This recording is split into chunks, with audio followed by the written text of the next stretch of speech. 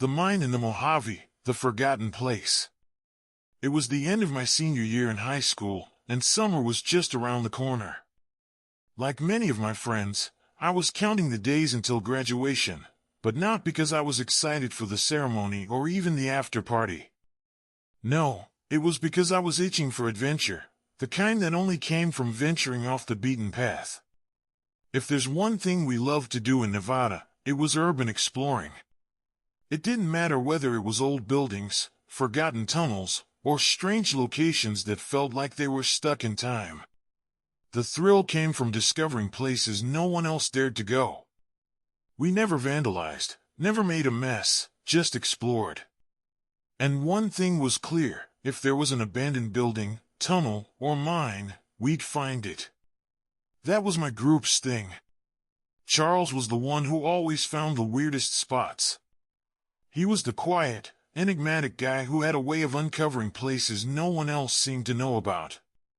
Most of the time, he didn't even tell us how he found them, he just sent us a pin on Google Maps, and we would go. Some of them felt like they were straight out of a horror movie, but we didn't care. We were adrenaline junkies, and nothing felt better than a new adventure.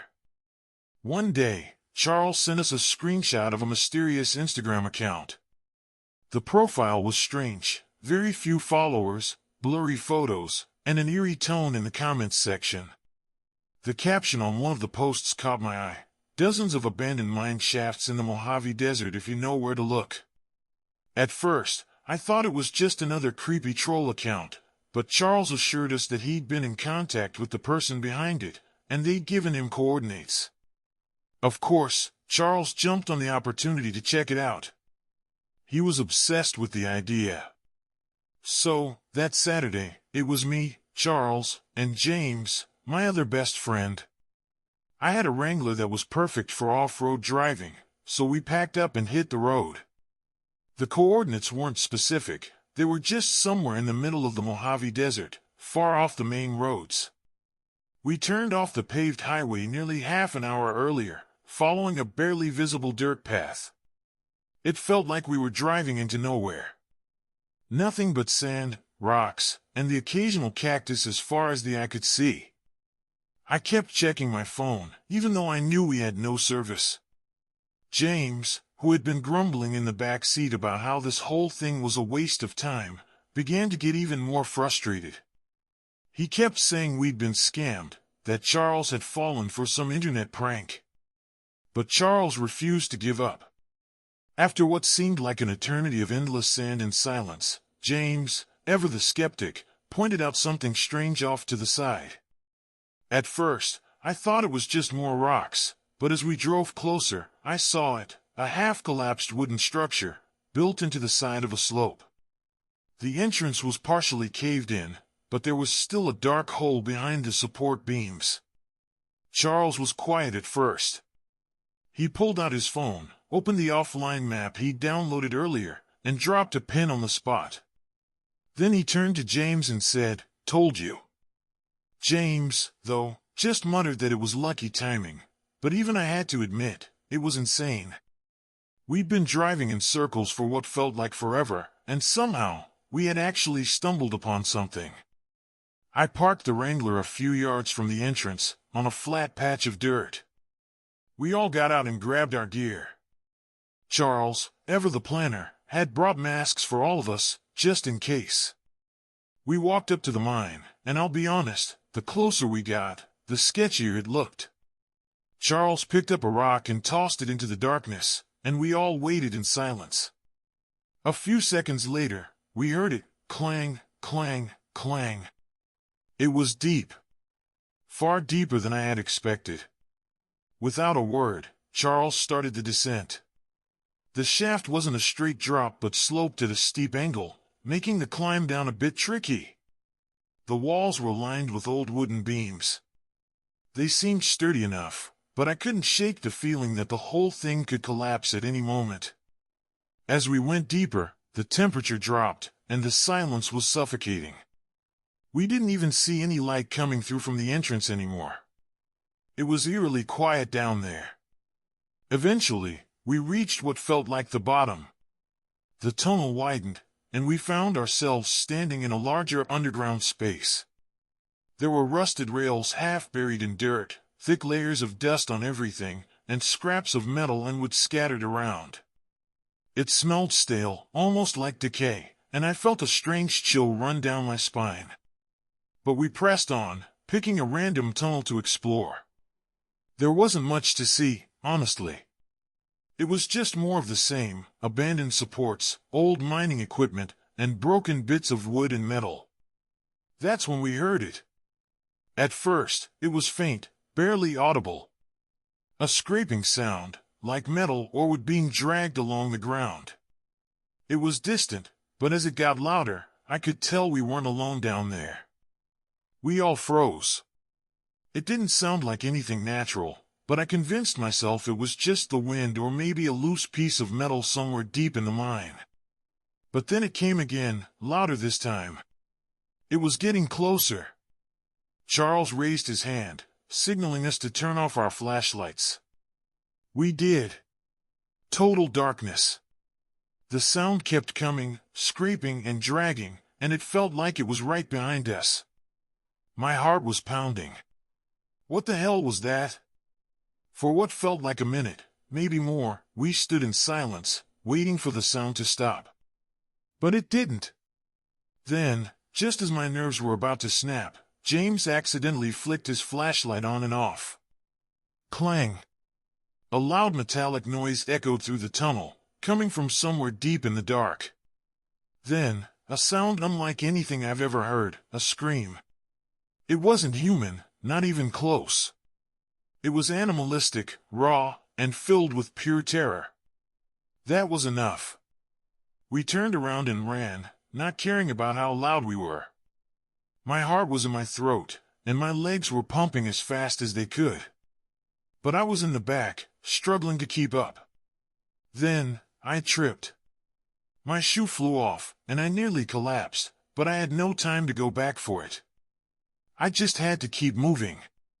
By the time I made it up the incline, Charles and James were already at the top, scrambling out of the mine. I was half barefoot, limping, and my feet were on fire as I climbed the last few steps. It felt like I was getting stabbed with every movement, but the adrenaline kept me going. When I finally burst into the open air, I couldn't feel my foot.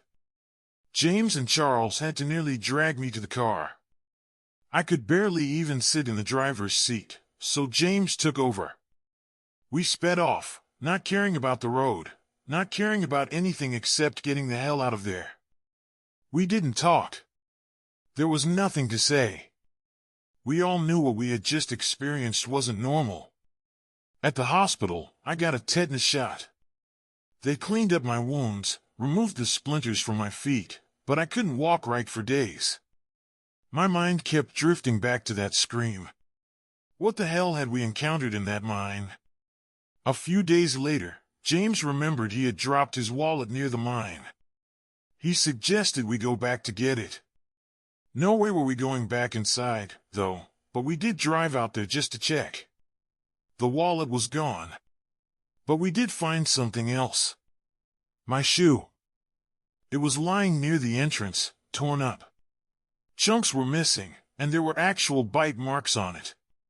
And that's when it hit me, we weren't alone in that mine. Whatever was down there wasn't human. And whatever it was, it had taken a chunk out of my shoe. We didn't stay long after that. We left, and I haven't done urban exploring in the desert since. There's no rational explanation for what happened down there. We never heard from the Instagram account again. Charles tried to contact the person behind it, but they never responded. But I'm never going back into the desert. Not for anything. The burning desert night. I've always been the type of guy who's drawn to the wild.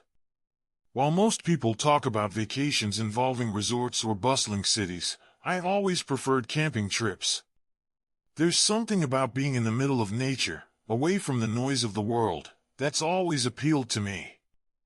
Hiking, fishing, or simply sitting by a fire with a cold drink in hand, those were the types of vacations I lived for. Tiki, my girlfriend of 6 months, was the perfect match for my lifestyle. She loved the outdoors as much as I did. So, when we decided to take a trip together, we agreed on something different, something we hadn't done before: camping in the desert. We'd both done forests, mountains, lakes, everything you could think of. But the desert, with its dry emptiness, the silence, and the wide open skies, felt like the perfect challenge. The plan was simple: we'd find a secluded camping spot, set up camp, and stargaze until the sun came up. It sounded perfect. After packing our gear into the truck, we started the long drive early one Friday morning. The road stretched out ahead of us for what felt like hours. The scenery shifted from barren land to occasional clusters of brush and towering rocks, and eventually, even that faded away. The closer we got, the more isolated it felt. By the time we reached our destination, it was already late afternoon. The campsite was exactly as we had hoped: isolated, peaceful, and devoid of any sign of civilization. There were no other campers, no signs of life other than the occasional rustling of desert animals. The perfect getaway. The first night was everything we had expected. We set up the tent, started a fire, and just sat there in the glow of the flames, sharing a joint, talking about everything and nothing.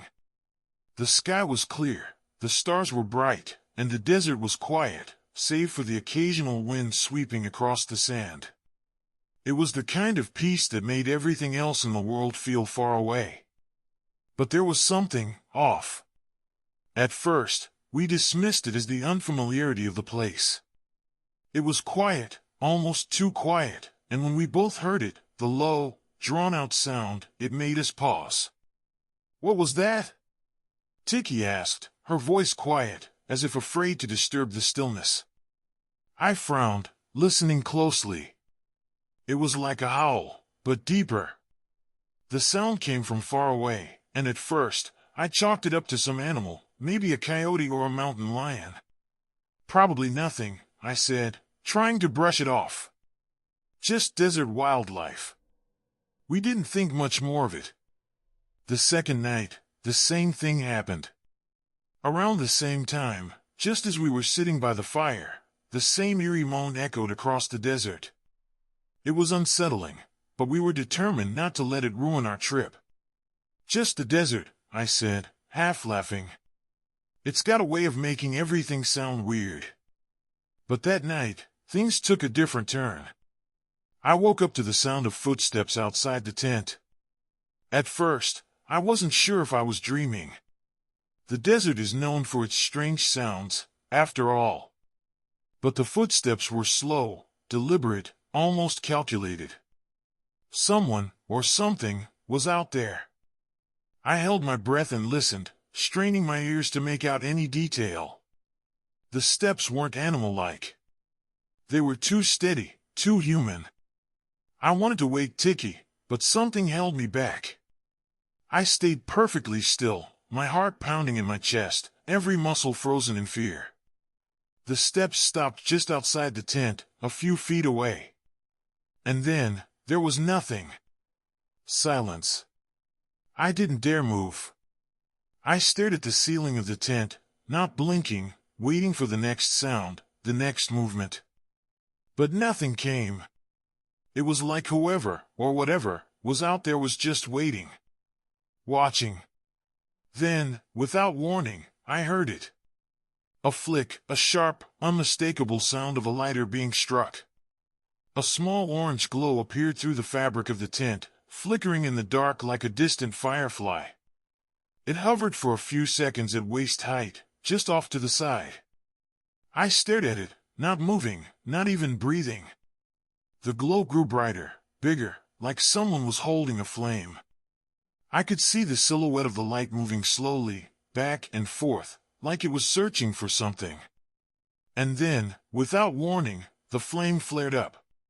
It wasn't just a flicker anymore. The glow became intense, like a torch. I froze, watching it, paralyzed. The heat came quickly, almost too fast. My mind raced, and before I could process what was happening, the flame was dropped. I heard it hit the dirt with a dull thump, and then the tent suddenly erupted in fire. The heat was unbearable. It spread so quickly, licking up the sides of the tent, scorching everything in its path. Tiki screamed. I barely had time to react. We scrambled, throwing our belongings out of the tent, trying to douse the flames. I grabbed a water jug and threw it on the fire, while Tiki tried to stomp out the flames with her boots.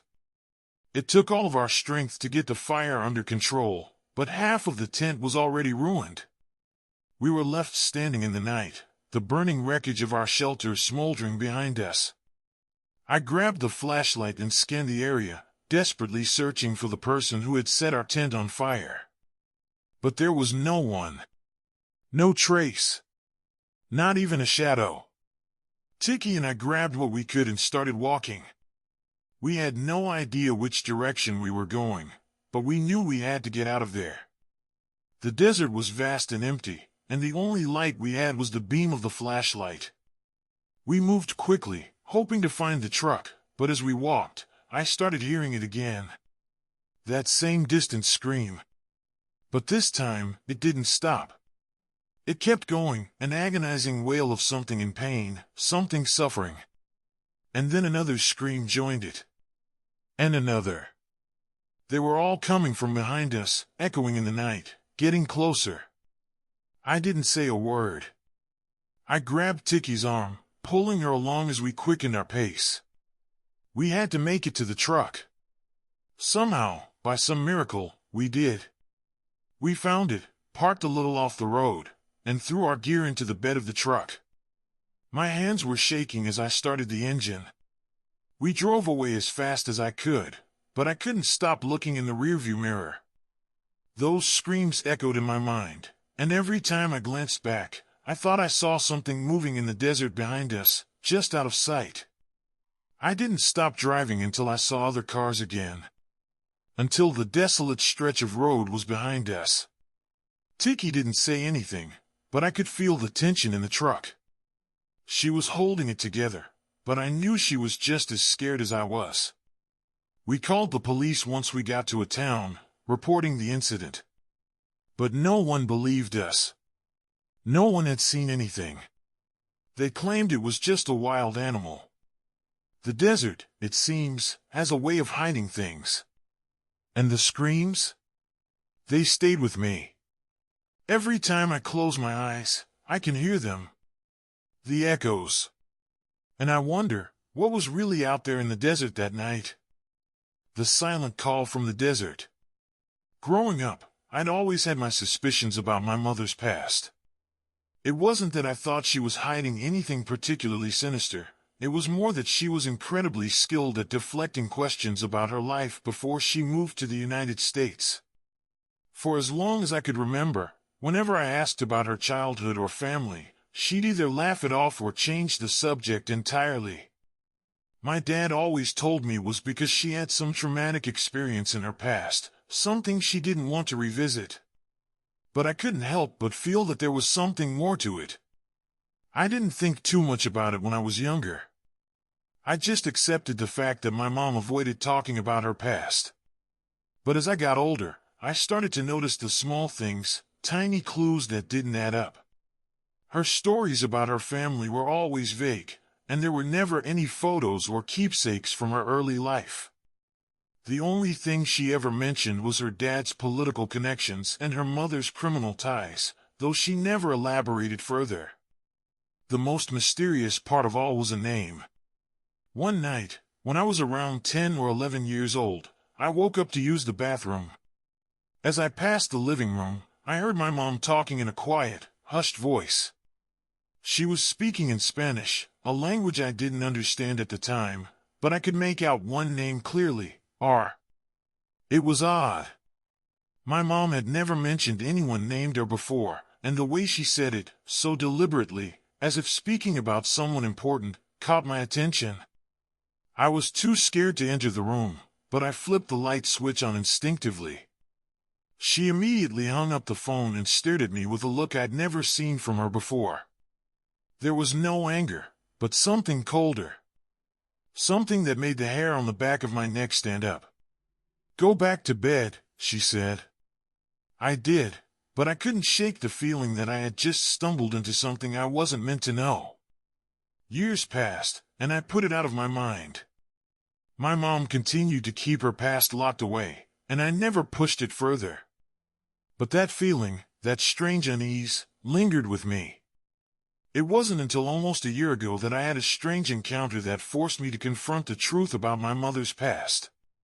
I had just finished college and was driving through the desert on my way to meet an old friend. It was one of those long, lonely drives that felt like it would never end. I was tired of music, so I decided to call my mom, just to pass the time. We talked about soccer, of course, something we both loved, but something else happened that day. As I was driving, I came across a strange situation, 2 pickup trucks blocking the road ahead. I slowed down, unsure of what to expect. It didn't look like an accident. But before I could figure out what was going on, 3 men jumped out from the trucks, all holding guns. I froze, realizing I was completely out of my element. My first instinct was to remain calm and comply. One of the men tapped his gun against the window, signaling for me to get out. The others stood back, watching. I put my hands up, opened the door slowly, and stepped out. One of the men reached for my keys, phone, and wallet, and before I knew it, they had taken everything. I tried not to panic, but inside, I was terrified. Then something strange happened. The car behind me pulled up. I was too scared to look, but I realized the man who had taken my things was now inside my truck. He didn't immediately close the door, and I could see him through the window. His finger hovered over my phone, like he was considering hanging it up. And then he didn't. He pulled it back, and for the first time, I realized something. My phone was still connected to the call with my mom. The man inside my truck started talking to her. I couldn't hear the conversation, but I saw his lips moving. I felt the blood drain from my face. Was he talking to her? Why would he be speaking with her? It dawned on me then that my mother's secret past was somehow tied to this. The man in my truck was speaking in Spanish, and I was almost certain that the name had come up. I watched the men talk for a while longer, feeling sick to my stomach. Then, without explanation, the man handed me back my phone, wallet, and keys. The only thing they kept was the cash in my wallet. One of the men, with a thick accent, looked me dead in the eye and said, "Tax." I didn't know what it meant, but something about it sent a chill down my spine. I left as quickly as I could, my hands shaking. I couldn't stop thinking about what had just happened. The encounter didn't make sense. I didn't know what those men wanted, but I was sure that my mom knew more than she had ever let on. Later that day, when I finally got the chance, I called my mom back. I demanded an explanation, but she told me that the conversation had just been her trying to talk them down, threatening to call the police. She insisted that it was nothing more than a routine situation. But I knew something wasn't right. The more I thought about it, the more certain I became. My mom had some kind of connection to a criminal organization, maybe even a cartel. How else could she have known the exact location where I was? How else could she have had such influence over them? And why would they be using the word tax? I thought about confronting her directly, but something stopped me. What if asking her about it pushed her into revealing something darker, something that would change everything I knew about her? So, I left it. But every time I think about that moment, I wonder what I'm really dealing with. If I ever ask her the truth, I'm not sure what I'll find, or if I'll be able to handle it.